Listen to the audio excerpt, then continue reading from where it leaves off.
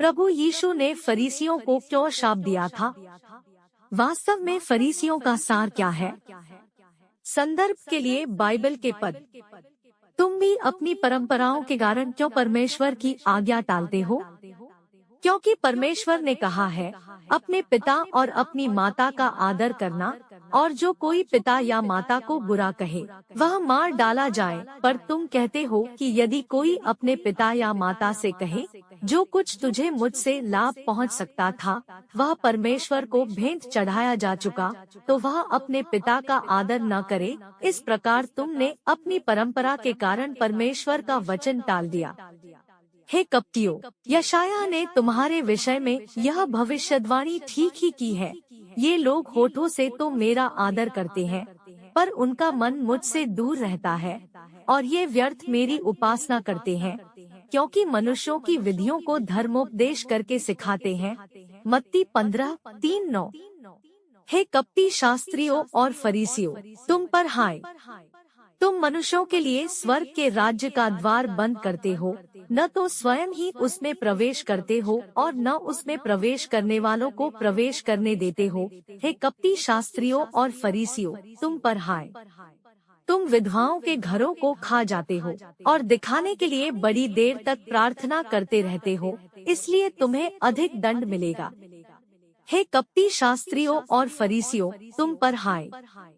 तुम एक जन को अपने मत में लाने के लिए सारे जल और थल में फिरते हो, और जब वह मत में आ जाता है तो उसे अपने से दूना नारकीय बना देते हो। हे अंधे अगुवो, तुम पर हाय! जो कहते हो कि यदि कोई मंदिर की शपथ खाए तो कुछ नहीं, परंतु यदि कोई मंदिर के सोने की सौगंध खाए तो उससे बंध जाएगा। हे मूर्खों और अंधों, कौन बड़ा है, सोना या वह मंदिर जिससे सोना पवित्र होता है?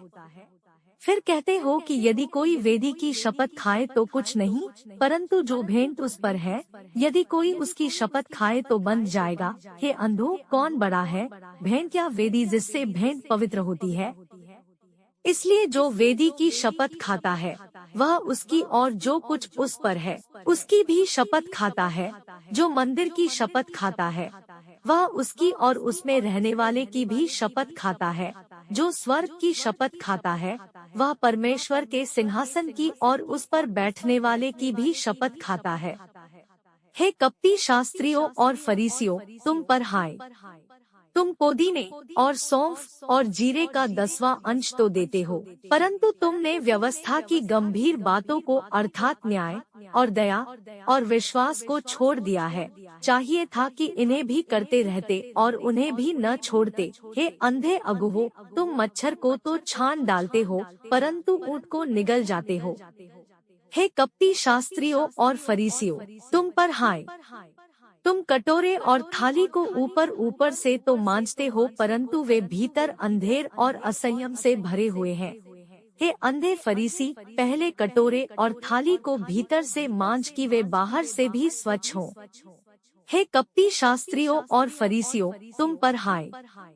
तुम चूना फिरी हुई कब्रों के समान हो, जो ऊपर से तो सुंदर दिखाई देती है, परंतु भीतर मुर्दों की हड्डियों और सब प्रकार की मलिनता से भरी है। इसी रीति से तुम भी ऊपर से मनुष्यों को धर्मी दिखाई देते हो, परंतु भीतर कपट और अधर्म से भरे हुए हो। हे कपटी शास्त्रियों और फरीसियों, तुम पर हाय! तुम भविष्यद्वक्ताओं की कब्रें संवारते और धर्मियों की कब्रें बनाते हो और कहते हो, यदि हम अपने बाप दादों के दिनों में होते तो भविष्यद्वक्ताओं की हत्या में उनके साझी न होते। इससे तो तुम अपने पर आप ही गवाही देते हो कि तुम भविष्यद्वक्ताओं के हत्यारों की संतान हो। अत तुम अपने बाप दादों के पाप का घड़ा पूरी तरह भर दो। हे सापों, हे करेतों के बच्चों, तुम नरक के दंड से कैसे बचोगे?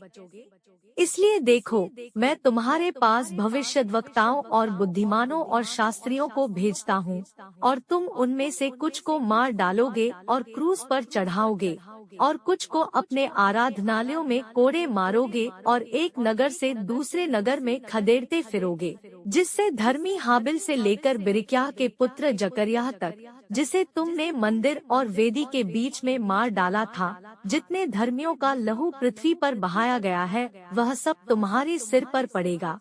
मैं तुमसे सच कहता हूँ, ये सब बातें इस समय के लोगों पर आ पड़ेंगी। मत्ती 23:13-36।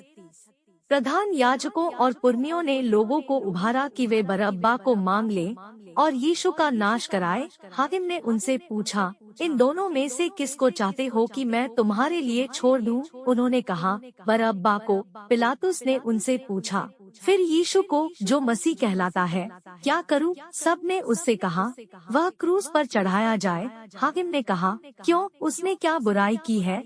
परंतु वे और भी चिल्ला चिल्लाकर कहने लगे, वह क्रूस पर चढ़ाया जाए। जब पिलातुस ने देखा कि कुछ बन नहीं पड़ता परंतु इसके विपरीत हुल्लड़ बढ़ता जा रहा है, तो उसने पानी लेकर भीड़ के सामने अपने हाथ धोए और कहा, मैं इस धर्मी के लहू से निर्दोष हूँ, तुम ही जानो। सब लोगों ने उत्तर दिया, इसका लहू हम पर और हमारी संतान पर हो। इस पर उसने बरअब्बा को उनके लिए छोड़ दिया और यीशु को कोड़े लगवाकर सौंप दिया कि क्रूस पर चढ़ाया जाए। मत्ती 27:20-26। परमेश्वर के प्रासंगिक वचन। 10 फरीसियों के द्वारा यीशु पर दोष लगाया जाना। मरकुस 3:21-22। जब उसके कुटुंबियों ने यह सुना तो उसे पकड़ने के लिए निकले, क्योंकि वे कहते थे कि उसका चित्त ठिकाने नहीं है। शास्त्री भी जो यरूशलेम से आए थे यह कहते थे कि उसमें शैतान है और वह दुष्टात्माओं के सरदार की सहायता से दुष्टात्माओं को निकालता है। 11 यीशु फरीसियों को डांटता है। मत्ती 12:31-32। इसलिए मैं तुमसे कहता हूँ कि मनुष्य का सब प्रकार का पाप और निंदा क्षमा की जाएगी, पर पवित्र आत्मा की निंदा क्षमा न की जाएगी। जो कोई मनुष्य के पुत्र के विरोध में कोई बात कहेगा, उसका यह अपराध क्षमा किया जाएगा, परंतु जो कोई पवित्र आत्मा के विरोध में कुछ कहेगा, उसका अपराध न तो इस लोक में और न परलोक में क्षमा किया जाएगा।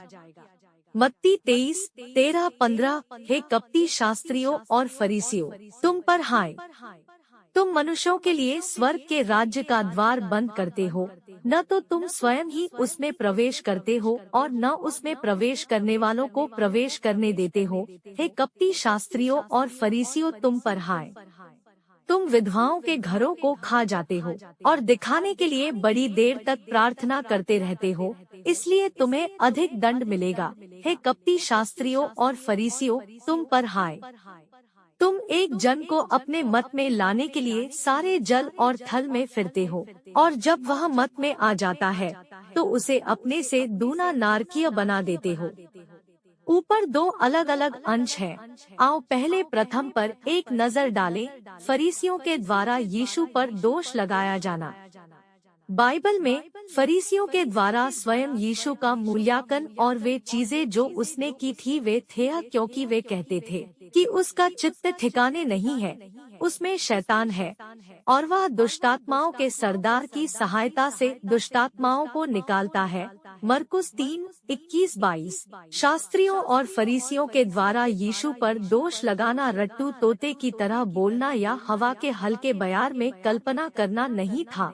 जो कुछ उन्होंने देखा और उसके कार्यों के विषय में सुना था, उसके आधार पर यह प्रभु यीशु के लिए उनका निष्कर्ष था। यद्यपि उनका निष्कर्ष व्यर्थ दिखावे के रूप में न्याय के नाम पर लिया गया था और लोगों को ऐसा दिखता था मानो उन्हें अच्छे प्रमाणों से स्थापित किया गया है, फिर भी वह अहंकार जिसके तहत उन्होंने प्रभु यीशु पर दोष लगाया था, उस पर काबू पाना स्वयं उनके लिए भी कठिन था। प्रभु यीशु के लिए उनकी नफरत की आवेग से भरी हुई ऊर्जा ने स्वयं उनकी खतरनाक महत्वाकांक्षा और उनके बुरे शैतानी चेहरे, साथ ही साथ परमेश्वर का विरोध करने के उनके द्रोही स्वभाव का भी खुलासा कर दिया था। ये बातें उन्होंने प्रभु यीशु पर दोष लगाते हुए कहा था, जो उनके खतरनाक महत्वाकांक्षाओं, ईर्ष्या और परमेश्वर एवं सच्चाई के प्रति उनकी शत्रुता के गंदे और द्रोही स्वभाव से प्रेरित था। उन्होंने प्रभु यीशु के कार्यों के स्रोत की खोज नहीं की, और न ही उन्होंने जो कुछ उसने कहा था या किया था उसके सार की खोज की, परंतु उन्होंने असावधानी, अधीरता, सनक और जानबूझकर की गई ईर्ष्या के साथ जो कुछ उसने किया था उस पर आक्रमण किया और उस पर विश्वास नहीं किया। यह इस बिंदु तक था कि उन्होंने बिना सोचे विचारे उसके आत्मा पर, अर्थात पवित्र आत्मा, परमेश्वर के आत्मा पर कलंक लगाया। यही उनका मतलब था जब उन्होंने कहा था उसका चित्त ठिकाने नहीं है। बीलज़ेबूब और दुष्टात्माओं का सरदार, ऐसा कहना चाहिए। उन्होंने कहा कि परमेश्वर का आत्मा बालज़बूल और दुष्टात्माओं का सरदार है। उन्होंने उस देहधारी शरीर के कार्य को पागलपन कहा जिसे परमेश्वर के आत्मा ने धारण किया था। उन्होंने न केवल बालज़बूल और दुष्टात्माओं का सरदार कहकर परमेश्वर के आत्मा की निंदा की, परंतु उन्होंने परमेश्वर के कार्य पर दोष भी लगाया था। उन्होंने प्रभु यीशु मसीह पर दोष लगाया और उसकी निंदा की। उनके प्रतिरोध और परमेश्वर की निंदा का सार बिल्कुल शैतान और परमेश्वर के प्रति दुष्टात्माओं के प्रतिरोध और ईश निंदा के सार के समान ही था। वे न केवल